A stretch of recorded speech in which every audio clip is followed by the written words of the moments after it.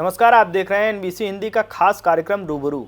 इस कार्यक्रम के जरिए हम आपको एक ऐसी शख्सियत से रूबरू करवाते हैं जो किसी परिचय का मोहताज नहीं होता। आज हमारे साथ बदलापुर विधानसभा के विधायक श्री रमेश चंद्र मिश्रा जी हैं। सर, आपका बहुत बहुत स्वागत है एनबीसी हिंदी पर। बहुत बहुत धन्यवाद। 2012 में आप बीएसपी के टिकट पर मुंगरा बादशाहपुर विधानसभा से चुनाव लड़े थे। इस चुनाव में आप जीत के बेहद करीब थे। कौन सा फैक्टर ऐसा रहा जिसके चलते आपको हार का सामना करना पड़ा? क्योंकि 2012 में जब मैं बीएसपी से चुनाव लड़ा तो मेरे मन में एक भाव था कि एक दलित, मजलूम, शोषित, वंचित की एक पार्टी है बहुजन समाज पार्टी, और जिससे मैं चुनाव लड़ कर के मैं दलितों का, मजलूमों का, उनकी सेवा कर सकता हूं, इस भाव से मैं जो है बहुजन समाज पार्टी में आया। मैं आपको बताना चाहता हूं तो चुनाव मैं जिस समय लड़ रहा था उसमें बहुजन समाज पार्टी की सरकार थी और बहुत ज़्यादा एंटी माहौल था बहुजन समाज पार्टी का, जो कि मैं रहने वाला शाहगंज का हूँ, और मुझे शाहगंज से लगभग 70 किलोमीटर दूर मुझे बदलापुर से चुनाव लड़ने का अवसर मिल गया। अब वहाँ पर एक नई स्थिति में मुझे चुनाव लड़ने का जब अवसर मिला और एक एंटी माहौल था, लेकिन आप ये समझिए कि जो ये वोट मुझे लगभग मैं समझता हूँ 50,000 नियर अबाउट मुझे चुनाव में वोट मिला था, और मैं प्रचार लगभग 2-3 महीने मैंने प्रचार प्रसार किया था, और 2-3 महीने के मैंने 1-2 महीने के अंदर मैंने 50,000 जो वोट पाया, वह वोट एक प्रकार से अगर आप देखिए तो अगर 50% उसमें अगर बसपा का वोट रहा होगा तो 50% मेरा वोट था, जो मैंने अपने व्यवहार, अपने संबंध, अपने मेहनत से वोट बना पाया।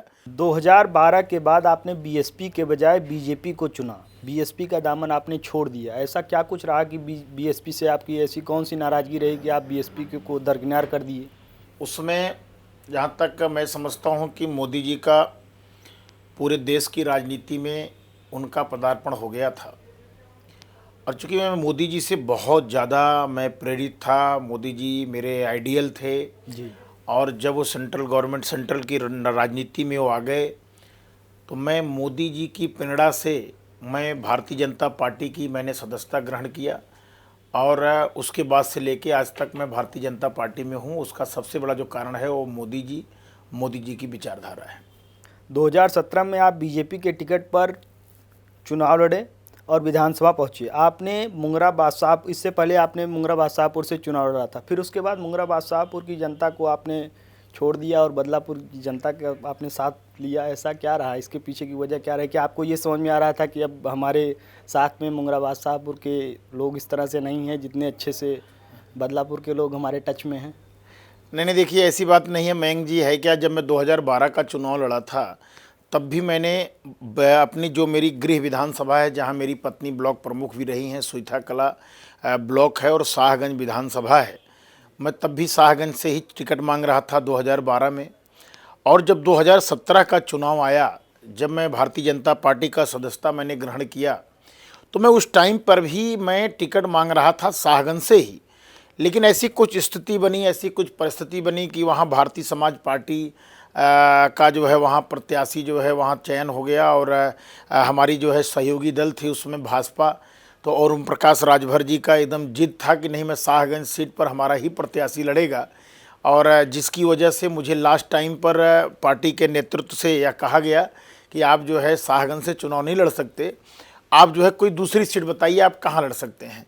तो मुझे लगा कि बदलापुर एक अच्छी सीट है और सही और गोमती के मध्य की विधानसभा है, और मैं उस पार जाके भी चुनाव लड़ चुका था, इस पार का मैं प्रमुख था ही, तो मेरे मन में था कि क्यों ना बदलापुर की सेवा की जाए। और बदलापुर एकदम शाहगंज से सटा भी हुआ है, बहुत लोगों से लगाव भी था, और हमको ये लगा कि मुंगरा बादशाहपुर के भी जो लोग मेरे स्नेही हैं, जिनका आशीर्वाद मुझे मिला था, उनका भी आशीर्वाद मिलेगा, शाहगंज का भी लोगों का आशीर्वाद मिलेगा।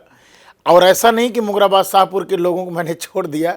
मुंगरा बादशाहपुर से मेरा बहुत अच्छा स्नेह रहा है, क्योंकि हमारे मुंगरा बादशाहपुर सीट से हमेशा कैंडिडेट रही हैं आदरणीय बहन सीमा द्विवेदी जी, और भाजपा की वरिष्ठ नेता हैं, और आज के समय में वो राज्यसभा की सदस्य भी हैं, और उस समय 2012 में भी वो कैंडिडेट थी, और 2017 के भी चुनाव में वही कैंडिडेट थी। तो स्वभावतन जो है मुंगरा बादशाहपुर मुझे छोड़ना ही था। मुझे चुनाव जो है वो बदलापुर से या शाहगंज से लड़ना था, तो शाहगंज मेरी आरक्षित हो गई थी भाजपा के लिए, जिसके नाते मैंने बदलापुर से लड़ा, और बदलापुर की जनता ने बहुत आशीर्वाद दिया और जिसके नाते आज मैं बदलापुर का विधायक हूँ। जौनपुर में एक कार्यक्रम के दौरान आपका एक वीडियो बड़ी तेज़ी से सोशल मीडिया पर वायरल हुआ था, जिसमें आप किसी कार्यक्रम में हिस्सा लेने गए थे और शिलान्यास के दौरान कुछ आप आक्रोशित हो गए थे। मयंक जी, बहुत अच्छा आपने क्वेश्चन किया। इसलिए अच्छा क्वेश्चन है कि उस पर बहुत लोगों को गलतफहमियां भी है, और आपके एनबीसी चैनल के माध्यम से मैं चाहूँगा कि कम से कम उन गलतफहमियों को भी मैं लोगों को दूर कर दूं। और बहुत अच्छा प्रश्न है। केंद्र सरकार से और राज्य सरकार से वित्त प्रदत्त किसी भी कार्यदायी संस्था के द्वारा किसी भी विधानसभा में, किसी भी ग्राम सभा में, कहीं भी किसी प्रकार का कोई भी अगर कार्य किया जा रहा है तो उस कार्य में, उसके शिलान्यास में, उसके उद्घाटन में, उसके शिलापट पर वहाँ के स्थानीय जनप्रतिनिधि का नाम होगा। तो वहाँ एक शहीद स्थल है, और अगरौरा और धनियामऊ दोनों जगह शहीद स्थल है, और दोनों शहीद स्थलों का निर्माण कराने के लिए मैंने काफ़ी प्रयासरत किए हुआ। और अगरौरा में मैंने अपनी विधायक निधि के माध्यम से पूरा शहीद स्थल मैंने बनवाया है। वहाँ मैंने सौर ऊर्जा भी दिया है और बढ़िया वहाँ इंटरलॉकिंग लगवा करके मैंने काम कराया है। और वही हाल वहाँ जो धनियामऊ था, चूँकि विधायक निधि मेरी कोरोना काल में समाप्त हो गई थी, तो मैंने पत्र लिख करके खंड विकास अधिकारी महोदय को कि नरेगा और राज्य वित्त योजना के तहत और 15वां युद्ध वित्त योजना के तहत उस जो है शहीद स्थल का सौंदर्यीकरण करा जाए। और मेरे मन में यह भाव था कि एक बड़ा भव्य आयोजन मैं शहीद स्मारक पर करूंगा और उसका उद्घाटन करूंगा और शिलान्यास करूंगा, और मेरे क्षेत्र के जितने भी शहीदों के परिवारजन हैं उनको मैं बुला करके उनका मैं वहां पर सम्मान करूंगा। मेरे मन में भाव था एक भव्य आयोजन करने का। लेकिन मैं उस रास्ते से जा रहा था, मुझे एक जानकारी मिली कि यहाँ पर कोई कार्यक्रम है। तो मैंने जानकारी प्राप्त करना चाहा, तो ग्रामीणों ने बताया कि यहाँ का जो जिलाधिकारी है वो आ रहा है यहाँ पर उद्घाटन करने और उसका शिलान्यास करने। दिनेश सिंह, हाँ, दिनेश सिंह जी वो आ रहे हैं उद्घाटन करने। तो हमको स्थानीय ग्रामीणों के द्वारा जब यह जानकारी मिली तो हमने पता किया, तो पता लगा कि कांग्रेसी कुछ लीडर हैं वहाँ पर, कांग्रेसी लीडरों के द्वारा वो ऑर्गेनाइज किया गया था, और उनका एक प्रकार से साजिश रची गई थी कि स्थानीय विधायक को उस कार्यक्रम में ना बुला करके, क्योंकि उनको ये जानकारी थी कि विधायक इसका उद्घाटन करेंगे, शिलान्यास करेंगे तो भाजपा के लोगों का नाम यहाँ हो जाएगा। और मैं आपको बताता चलूँ कि इसके पहले भी उस शहीद स्थल का निर्माण स्वर्गीय उमानाथ सिंह जी जब मंत्री थे उन्होंने किया था। उसके बाद मेरी सरकार में, भाजपा सरकार में, और मेरे विधायक होने के बाद उसका जीर्णोद्धार हुआ और बहुत अच्छा सौंदर्यीकरण हुआ। लेकिन कांग्रेसियों ने जिलाधिकारी को गुमराह करके उस स्थल पर ला करके उन्होंने उसका उद्घाटन और शिलान्यास करना चाहा। जब मैं मौके पर गया तो मैंने देखा वहाँ पर कि ऐसा ऐसा कार्यक्रम था, तो मैंने जानकारी प्राप्त करना चाहा। तो वहाँ के जो स्थानीय अधिकारी थे उन्होंने उस शिलापट को गद्दे के नीचे छुपा दिया।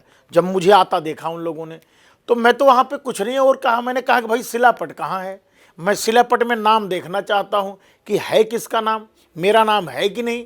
मैं जनप्रतिनिधि हूँ, मैंने प्रस्ताव दिया है, मैंने सोलर लाइट लगाई है और मेरे प्रस्ताव पर इसका सौंदर्यीकरण हुआ है। तो शिलापट चूँकि छुपा दिया गया था, तो वहाँ के स्थानीय लोगों ने बताया कि वो गद्दे के नीचे शिलापट है। तो हाँ, मेरी इतनी गलती मैं मानता हूँ कि मैंने गद्दे को हाथ से न उठा करके, थोड़ा आक्रोश था मन में, चाहे जो भी हो, मैं उसके लिए क्षमा भी मांगता हूँ। आक्रोश के नाते मैंने जो है थोड़ा सा गद्दे को पैर से मैंने हटा दिया और शिलापट मुझे गद्दे के नीचे ही मिला। और मैंने जब देखा कि सिर्फ उसमें अधिकारियों का नाम था और जनप्रतिनिधि का नाम नहीं था, तो मेरा गुस्सा था, और गुस्सा लाजमी था क्योंकि शासनादेश मैंने जो पढ़ा था उसके नाते मुझे लगा कि गलत हो रहा है। तो मैंने अधिकारी जो वहाँ पे स्थानीय अधिकारी थे, जिलाधिकारी, मैंने उनको फटकार लगाई और मैं वहाँ से तुरंत निकल गया। और मैंने वहाँ यह बोला कि मैं माननीय मुख्यमंत्री जी को शासनादेश के बारे में, जो शासनादेश सरकार से आई है उसकी अवहेलना जो हो रही है उसके बारे में हम माननीय मुख्यमंत्री जी को अवगत कराऊंगा, और माननीय मुख्यमंत्री जी जो उचित होगा वो निर्णय लेंगे। मैं वहाँ से चला गया, लेकिन कांग्रेसियों ने उसमें गलत दूसरा माहौल बना दिया कि इन्होंने पूजा की बेदी पे लात मारा, ये किया वो किया, और उन्होंने हमारे खिलाफ धरना प्रदर्शन किया, तमाम तरीके का अफवाह उड़ाया।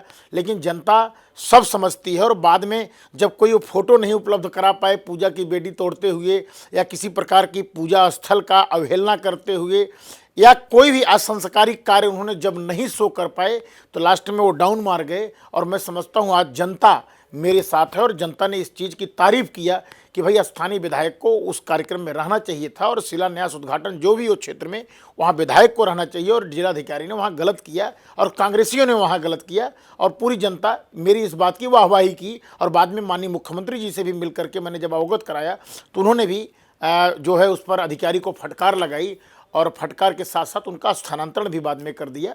और ये बहुत अच्छा एक रहा, आप समझिए। और जनता में कहीं ना कहीं इसके प्रति कोई ऐसी न रोष थी न कहीं कोई बात थी, सिर्फ कांग्रेसियों ने गलत माहौल बनाया। आपके अनुसार कांग्रेस का ये प्री प्लान था जी जी। कोरोना काल में वीडियो कॉन्फ्रेंसिंग के जरिए आपने एक अभियान चलाया था जिसमें बीजेपी प्रदेश अध्यक्ष स्वतंत्र देव सिंह जी, डिप्टी सीएम केशव प्रसाद मौर्य जी और तमाम बीजेपी के दिग्गज नेता आपके इस वीडियो कॉन्फ्रेंसिंग के जरिए लगातार उसमें शिरकत करते रहे। क्या संदेश देना चाहते थे? क्या उस समय इस कार्यक्रम का उद्देश्य क्या था? मैं आपको बताना चाहता हूं कि कोरोना काल में जहां पूरा विश्व ठहर गया था और लॉकडाउन हो गया था, घर से कोई बाहर नहीं निकल पा रहे थे, और मैं यह समझता हूं कि उस समय सोशल मीडिया का सबसे ज़्यादा उपयोग अगर कभी हुआ है तो कोरोना काल में हुआ है। और मेरे भी मन में एक जिज्ञासा आई कि घर से बाहर नहीं निकलना है, बाज़ार तक नहीं जाना है, मैं किसी से मिल नहीं सकता हूँ, किसी के दुख और सुख में शामिल नहीं हो सकता हूँ, क्यों ना मैं लोगों से संपर्क करने का इस सोशल मीडिया का मैं उपयोग करूँ। और मैंने सबसे बड़ा काम किया कि सोशल मीडिया के माध्यम से, मैं फेसबुक के माध्यम से, व्हाट्सएप के माध्यम से जनता से लगातार संपर्क करता रहता था और संपर्क करके उनके बातों को जानता था, अधिकारियों तक पहुंचाता था, उनकी समस्याओं का निदान करता था। और मैंने उस फेसबुक लाइव में जो है प्रतिदिन लगभग 3 घंटे में फेसबुक लाइव से आता था, 1 से लेकर के 3 बजे तक। और मैं कोरोना के बारे में लोगों के अंदर तमाम भ्रांतियाँ थी कि है क्या हो जाएगा, ये हम लोग बचेंगे कि नहीं बचेंगे, देश बचेगा कि नहीं बचेगा, इतना अफरा तफरी और इतना भय का माहौल। तो मैंने उसमें क्या किया कि बड़े बड़े लोगों को, अपने जो हिंदुस्तान के लोग अमेरिका में हैं, इंग्लैंड में हैं, जो रसिया में हैं, कई देश में जो लोग हैं, उनसे मैंने संपर्क किया, उनका मैंने कुशल क्षेम पूछा और कुशल क्षेम पूछ करके मैंने उनको फेसबुक लाइव के माध्यम से वहाँ की स्थिति के बारे में बात कराया लोगों से। यहाँ तक मैंने चीन के वुहान शहर से भी एक व्यक्ति को मैंने लाइव लिया और उनसे मैंने जानकारी बताई कि है क्या, जिससे लोगों के अंदर भय समाप्त हो और इस जो प्रिकॉशन है उस प्रिकॉशन को लोग ले सकें। और उसके साथ साथ मैंने बड़े बड़े डॉक्टरों को, आप विश्वास नहीं करेंगे, आप देखेंगे तो मैंने कि आपके एम्स के कई बड़े डॉक्टर, पीजीआई के कई डॉक्टर, केजीएमयू के कई डॉक्टर, यहाँ तक मैंने विदेशों के कई डॉक्टरों को जो है मैंने उस फेसबुक लाइव के माध्यम से जोड़ करके कोरोना संक्रमण के बारे में मैंने आम जनता को बताया। साथ में मैंने बड़े बड़े कुमार विश्वास जी भी आए थे, मैथिली ठाकुर आई थी और कई बड़े बड़े कवि मेरे पास आया, मेरे उस लाइव में आए और संदेश अपना दिए। इसके साथ साथ मैं हमारे दोनों डिप्टी सीएम साहब केशव मौर्य जी और दिनेश शर्मा जी, और उसके अलावा कई जो कोविड में लगे हुए हमारे अधिकारी थे, उच्च अधिकारी थे, आईएएस अफसर थे, उनका भी मैंने उसमें बताया कि क्या सरकार कर रही, क्या नहीं कर रही, सारी चीज़ें जानकारी मैंने दिया। और कई मिनिस्टर, हमारे प्रदेश अध्यक्ष जी और कई डिपार्टमेंट के मिनिस्टरों को मैंने उसमें जो है उस फेसबुक लाइव के माध्यम से मैंने उनको संदेश दिलाया। अपने जिलाधिकारी हमारे जो थे उस समय, सीडीओ अधिकारी, जो ब्लॉक का अधिकारी था उससे, और जो हमारा, मैंने सबसे बड़ा काम क्या किया कि उस समय जो राशन बंट रहा था मुफ्त में, जो हमारे जो कोटेदार थे उनके द्वारा जो राशन बंट रहे थे, मैंने उसमें भी बड़ा काम किया।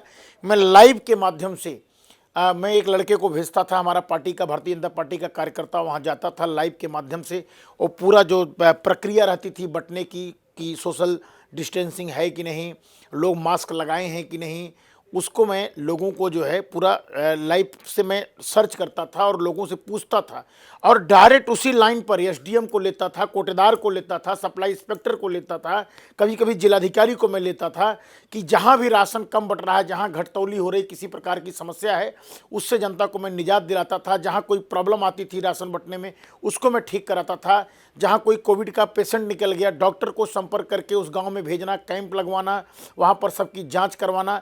उसके बाद जब हमारे श्रमिक मजदूर आने लगे, उन श्रमिक मजदूरों से संपर्क करना कि कहीं आपको कोई प्रॉब्लम तो नहीं है, राशन आपके पास पूरा मिल रहा है कि नहीं, प्राथमिक विद्यालय में जो ठहरे हुए लोग थे उनको सारी सरकार की सुविधाएं मिल रही कि नहीं। चूँकि हमारी सरकार जो भी हमारे श्रमिक मजदूर आए थे उनको 1,000 रुपये देने का काम किया और साथ में ही उनको 35 किलो का राशन।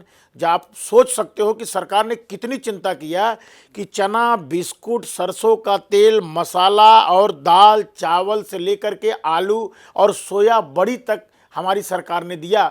और मैंने खुद मोदी किट के नाम से लगभग मैंने 10 से 15 हज़ार राशन किट मैंने अपने क्षेत्र में बंटवाए। उसमें भी मैंने सारा सामान रखा करके लगभग 30 किलो का पैकेट बना करके मैंने मोदी किट के माध्यम से हमारे भारतीय जनता पार्टी के एक एक सेक्टर संयोजक, हमारे बूथ अध्यक्ष, हमारे मंडल अध्यक्ष, इन लोगों ने गांव-गांव जा करके, बहुत सारे ऐसे गरीब थे जो बोल नहीं पाते थे, समाज में कह नहीं सकते कि मेरे यहाँ राशन नहीं है, लेकिन वो बेचारे चाय की दुकान चलाते थे, पान की दुकान चलाते थे। उनका चाय पान का दुकान बंद होने की वजह से उनकी स्थिति बहुत ख़राब थी। हम लोग ऐसे लोगों को चिन्हित करके उनके यहाँ घर पे राशन भिजवाने का काम, कई लोगों को हमने आर्थिक मदद भी किया, आर्थिक सहयोग किया। और जहाँ कोविड के पेशेंट निकलते थे उस एरिया को सैनिटाइज कराना, वहाँ पर मास्क बांटना, मैं और हमारे एक एक कार्यकर्ता वहाँ पर लगे रहे। और मैं एक बात ज़रूर कहना चाहूँगा, उसमें उस कोविड के समय में सबसे बड़ा मेरा सहारा अगर कोई बना तो फेसबुक लाइव और व्हाट्सएप, ये दोनों के माध्यम से मैंने सरकार की योजनाओं को जन जन तक पहुंचाया। और हमारी सरकार, जिला प्रशासन, हमारे कार्यकर्ता कौन क्या कर रहा है इस कोविड में, उसको एक एक व्यक्ति तक पहुंचाने का काम हमने इस सोशल मीडिया के माध्यम से किया। मैं समझता हूं कि इससे बड़ा प्रयोग और कुछ नहीं हो सकता। और आपके चैनल के माध्यम से एक मैं बड़ी बात बताना चाहता हूं, हमारा एक कोरोना पर हमने सफाई के बारे में बताया था, बचाव के बारे में, उसको लगभग 3 मिलियन लोगों ने उसको देखा। ये बहुत बड़ी बात थी। 3 मिलियन लोगों ने हमारे उस फेसबुक लाइव पर जो हमने छोटा सा एक वीडियो डाला था उसको लोगों ने देखा।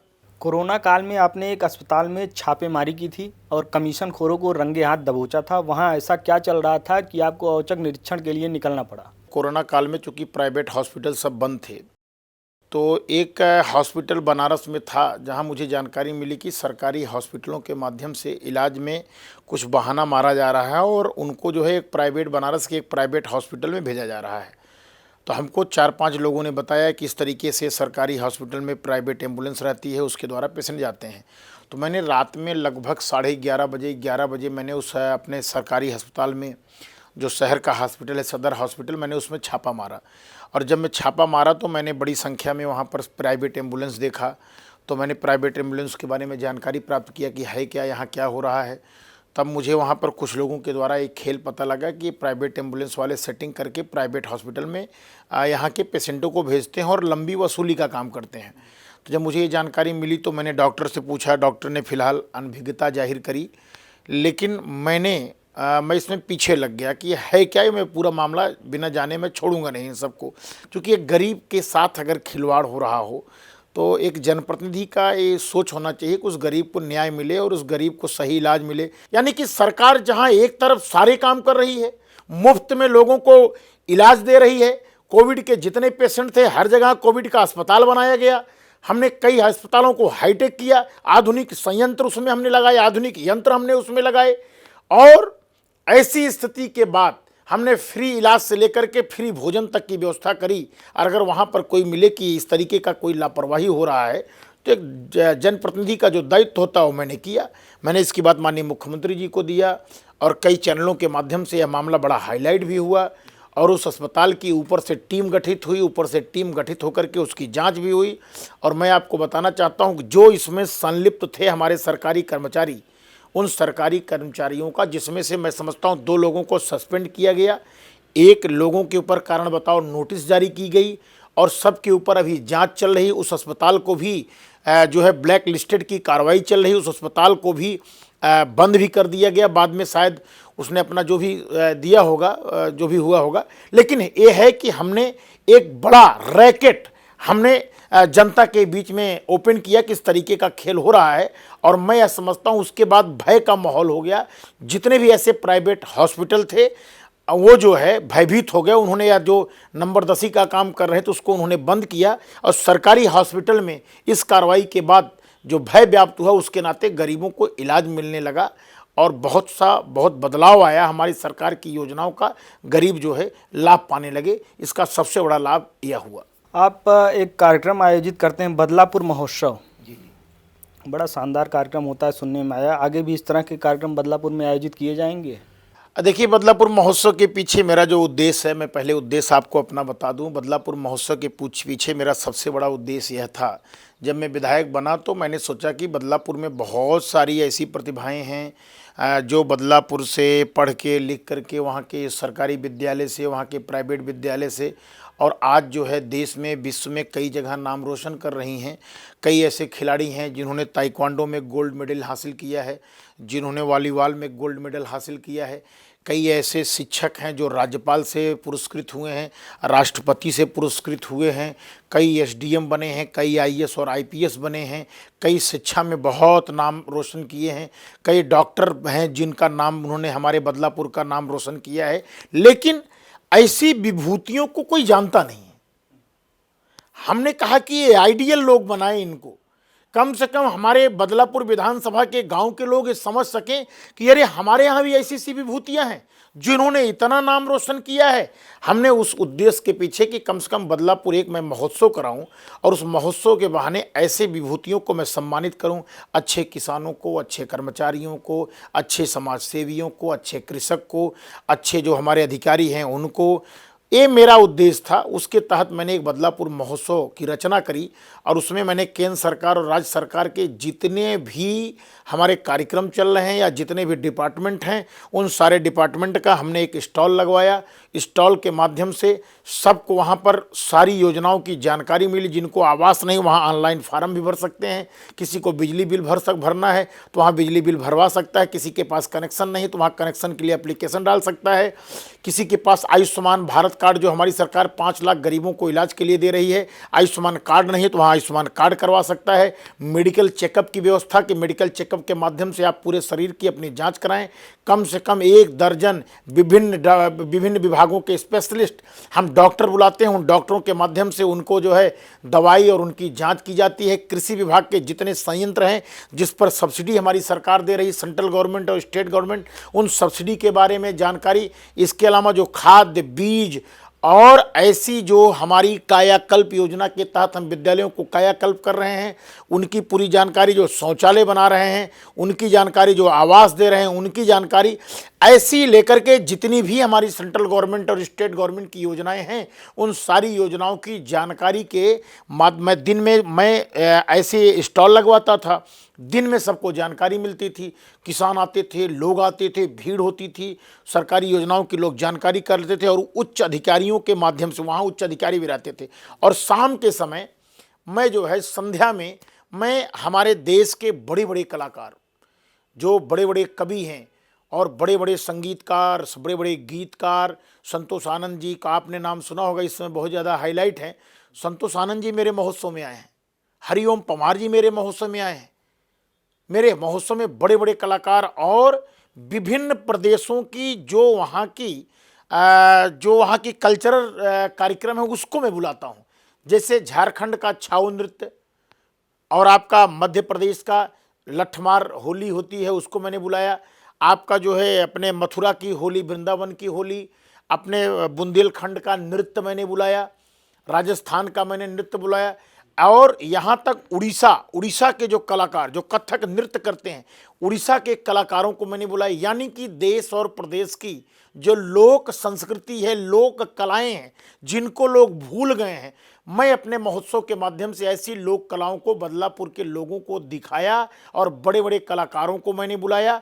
और साथ में ही मैं आपको बताना चाहता हूँ, उस कार्यक्रम के माध्यम से सबको मैंने सम्मानित किया और एक बड़े मंच के माध्यम से मैंने बदलापुर की जो आवाज़ थी, बदलापुर की जो प्रतिभाएं थी, उसको मैंने निखारने का काम किया और पूरे देश और विदेश में मैंने लोगों की बातों को पहुंचाने का काम किया। दोनों कार्यक्रम का मेरा उद्घाटन हमारे उत्तर प्रदेश के डिप्टी सीएम का मैं आभार प्रकट करता हूं, उनको मैं धन्यवाद देता हूं कि दोनों कार्यक्रम में हमारे चीफ गेस्ट के रूप में उत्तर प्रदेश के उप मुख्यमंत्री श्री केशव प्रसाद मौर्य जी उस कार्यक्रम में आए।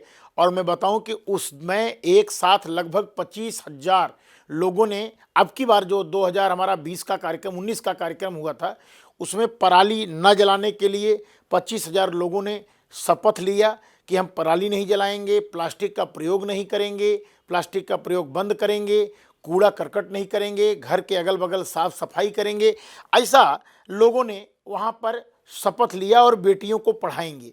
ऐसा लेकर के एक इतिहास भी हमने बनाया। माने उस महोत्सव के माध्यम से 2-3 दिन पूरे बदलापुर की सारी प्रतिभाओं को मैं पूरे देश और विश्व के सामने लाने का काम करता हूं।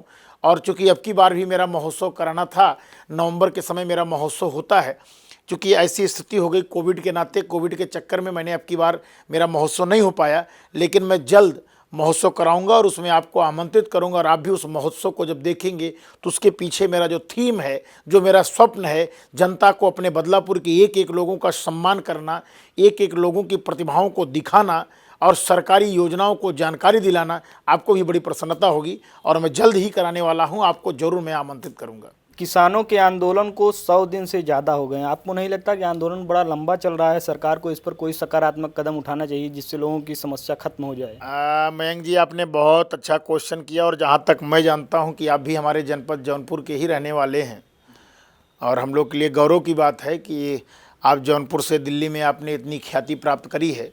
और मैं ज़रूर कहूँगा कि आप जब भी घर आते होंगे और हमेशा आते भी रहे होंगे, आप जब भी अपने गाँव पर आएंगे, आप कहीं भी पता करेंगे, आपको एक भी अपने यहाँ का किसान यहाँ पर आंदोलन में बैठा हुआ नहीं मिलेगा। जितने भी आपके पूर्वांचल के ज़िले हैं, कहीं कोई नहीं मिलेगा जो यहाँ पर आके धरने पर बैठा हो, कहीं कोई नहीं मिलेगा।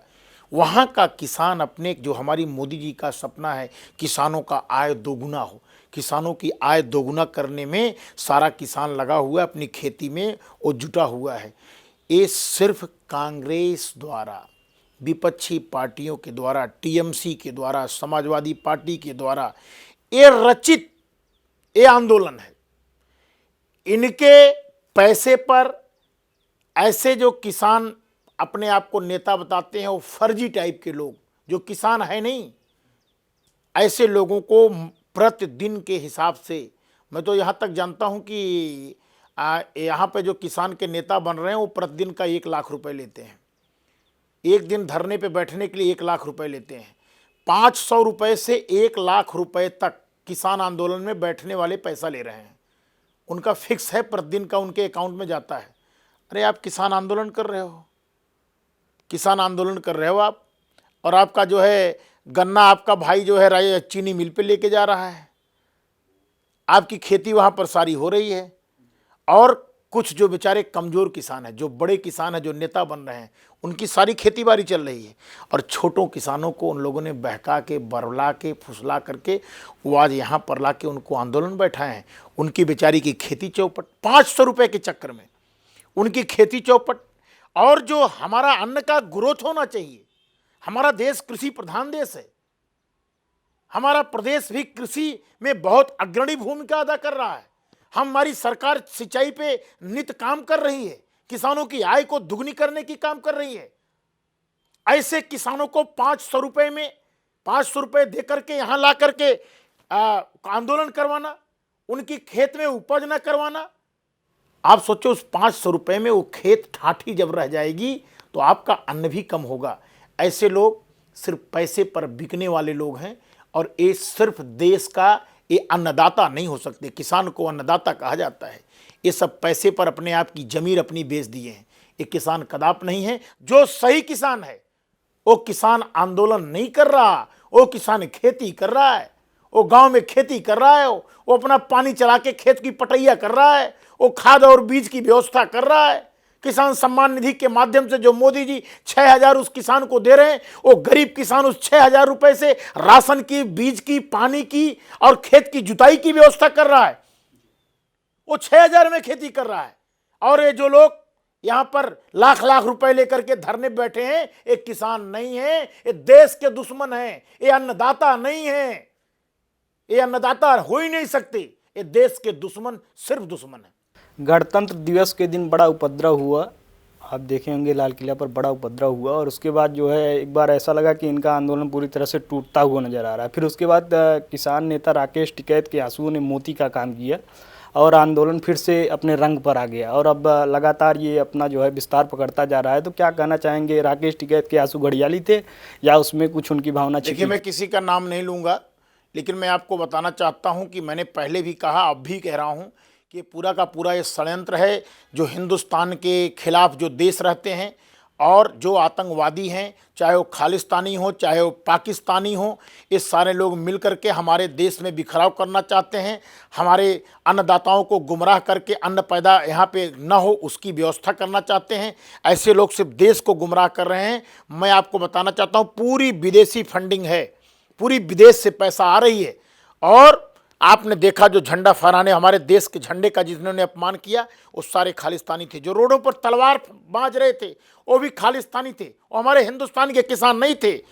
और रही बात, जब हमारी सरकार ने उनके ऊपर मुकदमे दर्ज किए, उनके ऊपर देशद्रोह का मुकदमा हुआ, कई धाराओं में मुकदमा हुआ, तो ये जो किसान नेता बन रहे हैं वो किसानों की आड़ में फिर से धरने पे इसलिए बैठ गए कि जैसे कई लोगों की गिरफ्तारियां हुई, कहीं उनको गिरफ्तारियां ना हो जाए, उनको जेल ना जाना पड़े, उन्होंने जो पाप किया है उस पाप का उनको सजा ना भुगतना पड़े। अपने पाप के डर के मारे, अपने पाप को छुपाने के लिए ऐसे किसान नेता धरने पे बैठे हैं कि कहीं उनकी गिरफ्तारी ना हो जाए और जो कानून जो सजा उनको देने वाली है वो सजा उनको ना मिल पाए। वो सिर्फ सजा के डर के नाते धरने बैठे हैं और किसानों को अपना वो कवर बनाए हैं।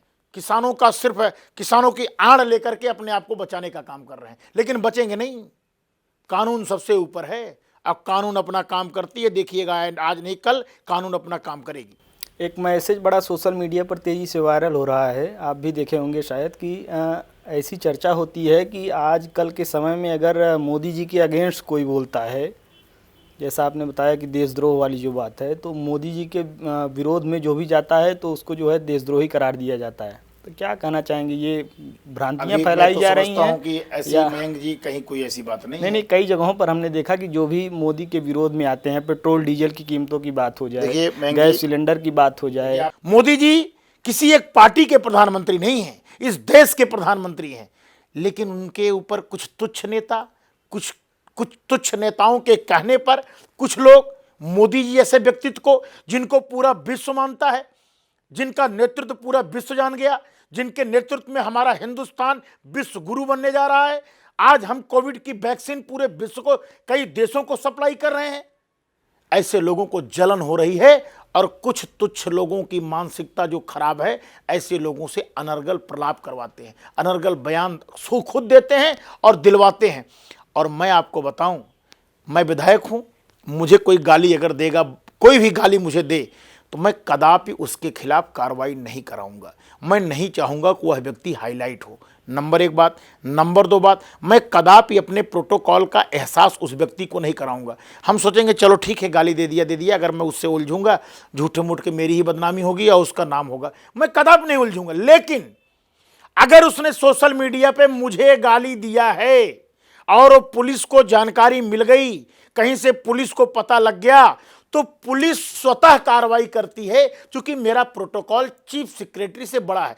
उसी तरीके से आदरणीय प्रधानमंत्री, आदरणीय मुख्यमंत्री, आदरणीय हमारे मंत्री, ऐसे किसी भी जनप्रतिनिधि, ऐसे किसी भी पद पर जो है उसके खिलाफ अगर कोई सोशल मीडिया पे अभद्र टिप्पणी करता है या किसी प्रकार की टिप्पणी करता है, तो प्रधानमंत्री नहीं कहते हैं, मुख्यमंत्री नहीं कहते हैं, स्वतः पुलिस डिपार्टमेंट या जो भी इसमें साइबर क्राइम की जो टीम गठित है, ऐसे लोग स्वतः जा करके ऐसे लोगों के ऊपर कार्रवाई करते हैं, उनकी गिरफ्तारी करते हैं, उनके ऊपर मुकदमा दर्ज करते हैं। हम नहीं कहते, जनप्रतिनिधि कभी नहीं कहता, वो नियम है, वो कानून है, वो कानून के तहत उनके ऊपर कार्रवाई होती है। पेट्रोल डीजल की अगर बात की जाए तो आप देखेंगे लगातार 2-3 महीने से थोड़ा करके दामों में उछाल आ रहा है। सिलेंडर की कीमत में 2-3 महीने के अंदर 225 रुपये के करीब जो है बढ़ोतरी हुई है। क्या लगता है ये जो मध्यम वर्ग है आपका टूट नहीं जाएगा इससे? देखिए मयंक जी, आप जानते हैं, आप दिल्ली में हैं और आप दिल्ली के कई चैनलों में भी आप रहे हैं। मैं समझता हूं कि आप ये समझिए मयंक जी, सबसे बड़ी बात क्या है कि अब सोने का भाव, तेल का भाव, इन सब का भाव अंतरराष्ट्रीय मार्केट से तय होता है। वो तो सही है, लेकिन क्रूड ऑयल के हिसाब से तय होता है। रोकना चाहूँगा आपको, वो चीज़ें सही है, वो चीज़ें हम समझ रहे हैं, लेकिन बीजेपी सरकार कुछ तैयारी कर रही है कि इस पर किस तरह से लगाम लगा दिया जाए। पूरी तरह से ये समझिए कि मिडिल वर्ग टूट रहा है। आपको भी अगर मध्यम वर्ग से आप देखिए, ऐसा है कि हमारी सरकार और मोदी जी हर चीज़ पर चिंता करते हैं, और मैं आपको विश्वास दिलाता हूं कि चूंकि अंतर्राष्ट्रीय मार्केट में कीमत बढ़ने की वजह से ऐसा हो रहा है, और जल्द ही हम इस पर काबू पाएंगे। मुझे पूरा विश्वास है कि आज तक मैं समझता हूं हर चीज़ पे मोदी जी ने कंट्रोल किया, और जल्द आपको इस चीज़ को ज़रूर सुनने को मिलेगा कि हमारी सरकार ने जो बढ़ती कीमतें हैं पेट्रोल, डीजल, गैस की, इस पर ज़रूर हम लोग कंट्रोल करेंगे। पश्चिम बंगाल समेत 5 राज्यों में चुनाव को लेकर बीजेपी ने खुद को कितना तैयार किया है? क्या स्ट्रेटजी है पांच राज्यों के चुनाव को लेकर? बंगाल में जो है हमारी सरकार बनने जा रही है। बंगाल में टीएमसी का सफाया होने जा रहा है, ममता बनर्जी साफ होने जा रही हैं, और जल्द मैं घोषणा करना चाहता हूं कि 1 हफ्ते के अंदर ममता बनर्जी बौखला करके रोडों पर घूमती आपको मिलेंगी। बौखला करके उनको एहसास हो गया कि मेरा किला पूर्णतः ध्वस्त हो चुका है, और मोदी जी के नेतृत्व में भारतीय जनता पार्टी वहां पर जल्द ही सरकार बनाने जा रही है। और भारतीय जनता पार्टी एक पूर्ण बहुमत की सरकार बंगाल में और आसाम में हमारी सरकार है ही, आसाम में हमारी सरकार बनने जा रही है। और जो भी राज्य हैं जहां चुनाव होने वाला है, मोदी जी के कार्यों को और मोदी जी के जो काम करने का तरीका है, गरीब, मजलूम, दलित, शोषित, वंचित एक एक व्यक्ति को जोड़ने की जो नीति है, आम जनता की क्या सुविधाएं हो सकती हैं, जन कल्याणकारी बना करके जन जन तक पहुंचाने की जो योजना हमारी सरकार की है, वो जनता देख चुकी है, जनता जान चुकी है, मोदी जी को पहचान चुकी है। किसी के कहने में, किसी के बरलाने में जनता आने वाली नहीं है। बीजेपी जनप्रतिनिधि होने के नाते नहीं है कि एक सामान्य नागरिक होने के नाते हम आपसे पूछना चाहेंगे, अगर आप देखें तो आपको ऐसा नहीं लग रहा है कि पश्चिम बंगाल में बीजेपी अपनी पूरी ताकत झोंक दी है कि ममता बनर्जी किसी तरह से हट जाएं? पूरी ताकत आपने जेपी नड्डा जी को देख लीजिए, मोदी जी को देख लीजिए, अमित शाह जी को देख लीजिए, लगभग 2-3 महीने से एकदम पूरी तरह से लगे हुए हैं लोग। हम छोटा चुनाव हो या बड़ा चुनाव हो, प्रदेश का चुनाव हो या देश का चुनाव हो, गांव का चुनाव हो या जिला पंचायत का चुनाव हो, हर चुनाव को हम सीरियसली लेते हैं। हर बेस पर हमारे कार्यकर्ता हैं, बूथ से लेकर के सेक्टर से लेकर के हर जगह हमारे कार्यकर्ता हैं, और हर चुनाव की हम गंभीरता से लेते हैं, और हमारी पार्टी गंभीरता से लेती है। और जब कहीं भी चुनाव होता है, जो मेहनत बूथ अध्यक्ष करता है वही हमारे देश के प्रधानमंत्री आदरणीय मोदी जी करते हैं, और उनके साथ साथ जितने भी हमारे मिनिस्टर हैं, जितने हमारे पदाधिकारी हैं, हर चुनाव को हम सीरियसली लेके काम करते हैं। ऐसा नहीं कि बंगाल का ही चुनाव, जितने जहां जहां चुनाव होंगे हमारी पार्टी पूरी ताकत से हर चुनाव लड़ती है। अगले साल उत्तर प्रदेश में विधानसभा चुनाव है, क्या आपको लगता है फिर से आप उत्तर प्रदेश में सरकार बना पाएंगे? लोगों पर है यकीन है बीजेपी को लेकर? आपको तो पता लग ही रहा होगा मयंक जी, उत्तर प्रदेश में आज माफिया राज हमने खत्म कर दिया। माफिया या तो प्रदेश छोड़ के भाग गए या तो ऊपर चले गए। हमने पूरा माफिया राज ध्वस्त कर दिया। हमने बड़े बड़े कंपनियों को आमंत्रित किया। आज उत्तर प्रदेश में बड़े बड़े उद्योग, बड़े बड़े कल कारखाने लग रहे हैं। आज लोग इन्वेस्ट कर रहे हैं। आज उत्तर प्रदेश बदल रहा है। उत्तर प्रदेश का स्कूल बदल रहा है। उत्तर प्रदेश के गांव स्मार्ट हो रहे हैं। हर गांव में पंचायत भवन बन रहे हैं, आंगनबाड़ी बन रहे हैं, हर गांव में तालाब का सौंदर्यीकरण हो रहा है, हर गांव में एक अच्छे पार्क बन रहे हैं, हर गांव में अटल मनरेगा पार्क के साथ साथ हम बच्चों को खेल कूद की व्यवस्था कर रहे हैं। कभी किसी ने सोचा था कि गांव में हर व्यक्ति के पास शौचालय होगा? कभी किसी ने सोचा था कि गांव में एक बढ़िया बेहतरीन सामुदायिक शौचालय होगा? कभी किसी ने सोचा था कि हर व्यक्ति के पास, हर महिला के पास एक गैस का कनेक्शन होगा? कभी किसी ने सोचा था कि मोदी जी के द्वारा 5 लाख किसी गरीब को इलाज करने के लिए मिलेगा? ये कभी किसी ने सोचा नहीं था। ये सारा काम हम जमीन पर कर रहे हैं। हम सारे अस्पतालों को आधुनिक बना रहे हैं। हर जिले में हमारी सरकार का मानना है हम बड़ा मेडिकल कॉलेज खोलेंगे, हर शहर में मेडिकल कॉलेज खोलेंगे। मैं अकेले बहुत सारे काम मैंने बदलापुर में किए। मैं तो सरकार के काम बता रहे हैं। ये जो प्राथमिक विद्यालय हैं, ये पुलिस की ड्रेस पहन करके बच्चे जाते थे, आज उनको कलरफुल शर्ट, कलरफुल पैंट, जूता, मोजा, उनको जो है टाई, बेल्ट, और इसके साथ साथ उनको जो है किताब कॉपी तक की व्यवस्था और अच्छे खान पान की व्यवस्था हम स्कूल पर कर रहे हैं। सारे विद्यालय में हमने टाइल्स लगवा दिए, सारे विद्यालय में हमने शौचालय बनवा दिए, सारे विद्यालय में हमने बाउंड्री वॉल करा दिए, एक अच्छी कलरफुल पेंटिंग हमने सारे विद्यालय में करवा दिए, और स्मार्ट क्लासेस का हम निर्माण भी सारे विद्यालय में करने जा रहे हैं। और इसके साथ साथ हमने आज जो कोटेदार 50% राशन बेच देते थे, हमने ट्रांसपेरेंसी लगाई। हमने आज ट्रांसपेरेंसी लाई। आज विद्यालय में, स्कूल में टीचर पढ़ाने लगे, बच्चे पढ़ने लगे। संख्या कम से कम कोई ऐसा विद्यालय नहीं होगा जहां 250 से 300 बच्चों की संख्या ना हो। और आज लगभग कोटेदार, मैं 99% कह सकता हूं कि कोटेदार आज सही से राशन बांटने लगे। तो हमने परिवर्तन किया है, बहुत बड़ा परिवर्तन किया है। और कनेक्टिविटी हमने जोड़ा है, हमने रास्ते बनाए हैं, अच्छे अच्छे रास्ते बनाए हैं। हर गांव को हम रास्ते से जोड़ रहे हैं, हर तहसील को हम रास्ते से जोड़ रहे हैं। एक शहर को दूसरे शहर को हम एक स्मार्ट रोड से जोड़ रहे हैं। हम हर शहर में फ्लाईओवर बना रहे हैं। हम काम कर रहे हैं, हम विकास कर रहे हैं। हम पूर्वांचल एक्सप्रेसवे बना रहे हैं, हम बुंदेलखंड एक्सप्रेसवे बना रहे हैं, हम गंगा एक्सप्रेसवे बना रहे हैं, हम हर शहर में मेट्रो बना रहे हैं, हर गरीब के हम ध्यान दे रहे हैं, किसानों को किसान सम्मान निधि दे रहे हैं।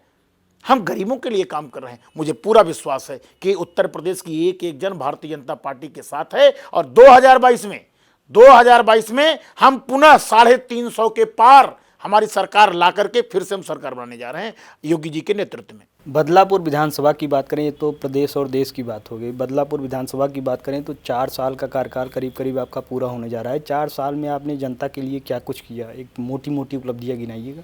आज बदलापुर में मैं जो बता रहा हूं, ये ऑन रिकॉर्ड बता रहा हूं। हमने मुख्यमंत्री जी के आशीर्वाद से आज मेरे यहाँ ITI बन रहा है, आज मेरे यहाँ फायर स्टेशन बन रहा है, मेरे यहाँ बस स्टेशन बन रहा है। और इसके साथ साथ मैं आपको बताना चाहता हूँ, हमारे यहाँ कम से कम 3 पुल बन रहे हैं।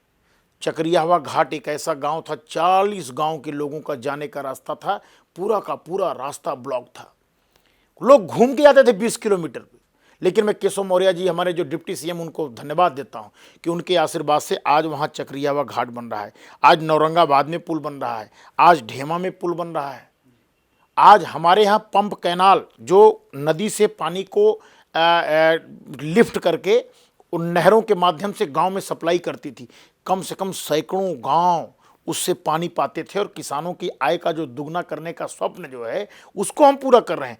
ये सारी pump canal, Sonaura pump canal first, Sonaura pump canal second और भटपूरा पंप कैनाल, ये 20 वर्षों से पंप कैनाल बंद थी। आज मैं धन्यवाद देना चाहता हूँ, मैं माननीय मुख्यमंत्री जी को, माननीय सिंचाई मंत्री जी को, कि आज उन्होंने हमारी सारी परियोजनाओं पर 2.5 करोड़ रुपए दे करके सोनौरा फर्स्ट, सोनौरा सेकंड और भटपूरा पंप कैनाल, इन तीनों पंप कैनालों को चालू कराने के लिए काम चालू हो गया। ये काम चल रहा है। आज बदलापुर में चाहे जो भी बाजार हैं, चाहे वो बदलापुर बाजार हो, 17 मीटर की CC रोड बनवा रहा हूँ पूरे बाजार में। सिंघरा मऊ हो, आपका जो है हमारा ये क्या नाम है बाबूगंज हो, हमारा दिलसादपुर हो, महाराजगंज हो, कोल्हुआ हो, घनश्यामपुर हो, जितने भी छोटी और बड़ी बाज़ारों हैं उन सारी बाज़ारों में हम इंटरलॉकिंग या CC रोड के माध्यम से लगभग बाज़ारों को हमने संतृप्त कर दिया है। वहाँ इंटरलॉकिंग CC रोड बनवा दिया, जो बचे हैं वहाँ पर काम चल रहा है। पंडरी उडरी चौराहा ऐसा था कि जहाँ इतने पानी लगते थे राजा ओजा बाज़ार में, आज सब मैंने CC रोड बनवा दिया।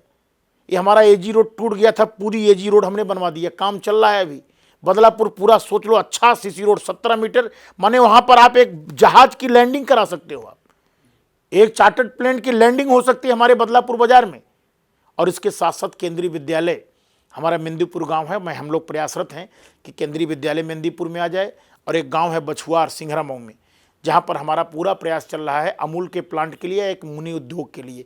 हम जल्द ही वहाँ पर मिनी उद्योग या एक हम वहाँ पर क्या नाम है अमूल का प्लांट वहाँ डलवाने जा रहे हैं। और उसके साथ साथ मैं आपको बताना चाहता हूँ, आप जितने हमारे सब स्टेशन थे, सारे सब स्टेशनों का हमने 10-10 MVA से 5-5 MVA से सबका उच्चीकरण कर दिया। उच्चीकरण के साथ साथ लगभग 700 मजरों में, आप सोचो भारत को आज़ाद हुए इतना दिन हुआ, कई मजरों में विद्युत नहीं थी, बिजली नहीं थी। आज लगभग 700 मजरों में हमने विद्युतीकरण करा दिया।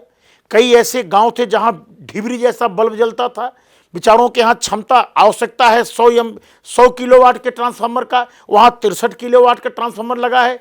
ऐसे मैंने 500 ट्रांसफार्मरों को उच्चीकृत करा दिया, वहाँ पर ट्रांसफार्मर लग गया, लोगों को बिजली प्रॉपर मिलने लगी, किसानों को बिजली प्रॉपर मिलने लगी।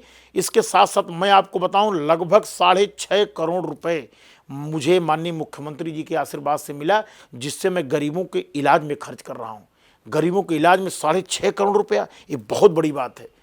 इस तरीके की बहुत सारी परियोजनाएं हमारे बदलापुर में चल रही हैं। और मैं पुनः ये कहना चाहता हूं, दावे के साथ आपके चैनल के माध्यम से कह सकता हूं कि किसी भी पार्टी का व्यक्ति हो, 4 साल में मेरा 1 साल कोरोना में चला गया, इस 3 साल के विकास को वो 40 साल के विकास से मुझसे डिबेट कर सकता है। किसी भी चट्टी पे, चौराहे पे, किसी भी न्यूज चैनल पर, कहीं भी और मुझसे डिबेट कर ले।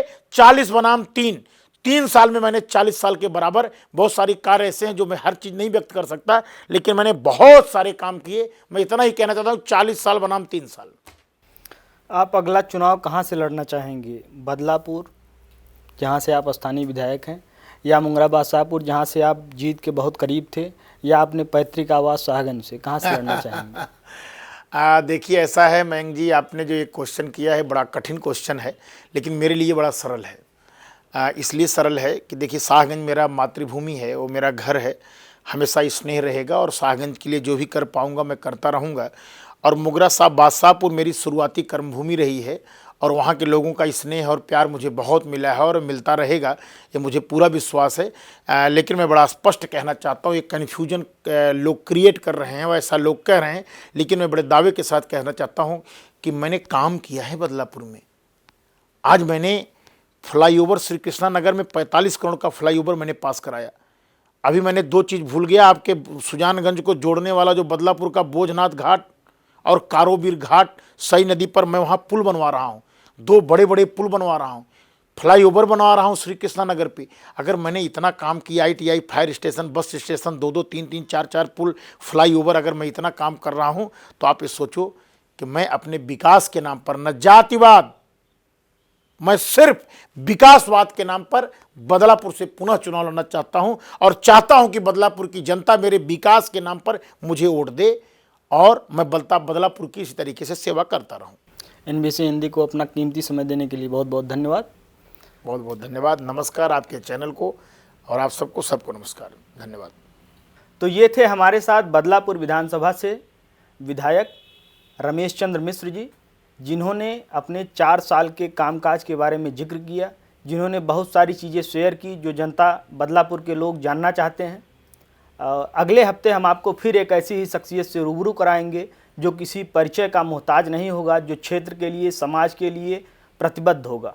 देश और दुनिया की तमाम बड़ी खबरों के लिए जुड़े रहिए हमारे साथ, देखते रहिए NBC हिंदी।